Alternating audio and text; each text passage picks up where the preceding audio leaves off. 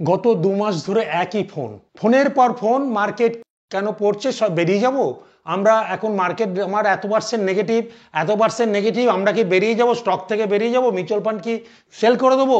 SIP কি বন্ধ করে দেবো? আপনারা একটা জিনিস জানুন, মিউচুয়াল ফান্ডের রিটার্ন কি করে হয়, মিউচুয়াল ফান্ডের রিটার্ন কিসে হয় সেটা যদি না জানেন, আমার মনে হয় ইকুইটি মার্কেটে কারোর আসা উচিত নয়। আগে জানুন যে মিউচুয়াল ফান্ডের রিটার্ন কিসে হয়। ব্যবসার রিটার্ন, এটা ব্যবসা, ব্যবসায় রিটার্ন কিভাবে হয়? সো বাজারে যদি আমি মাল কিনতে যাই, আমার কাছে 1 লাখ টাকা আছে, আমি ব্যবসা করতে নেমেছি, আমার বাজারে যদি জিনিসের দাম হয়, আপনি কত কোয়ান্টিটি পাবেন? কম পাবেন, বাট তার হাফে হয়ে গেলে বেশি কোয়ান্টিটি পাবেন, কারণ বাজার এক জায়গায় থাকে না। আমার পুরো ভিডিওটা দেখুন। মার্কেট 2023-এ 28শে নভেম্বর ছিল 65,000, আর 2024-এ সেপ্টেম্বরে যে 85,000।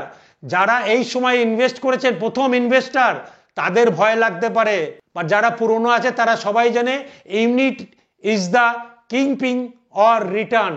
রিটার্ন পেতে গেলে কত ইউনিট আপনার হাতে আছে, এটাই হচ্ছে আসল খেলা। মিউচুয়াল ফান্ড রিটার্ন ডিপেন্ড করে তার ওপর। এটা শুধু আমি একা বলছি না, ইকুইটি মার্কেটের জনক ওয়ারেন বাফেটও একই কথা বলছেন। দেখুন, If the market gets cheaper, we will have many more opportunities to do intelligent things with money. We're going to be buying things for as long as I live, just like I'm going to be buying groceries. Would I rather have grocery prices go up or down if I'm going to be buying groceries tomorrow and next week and next month and next year? The answer is obviously I will do better if prices are lower. We don't spend any time thinking or talking about what the stock market is going to do.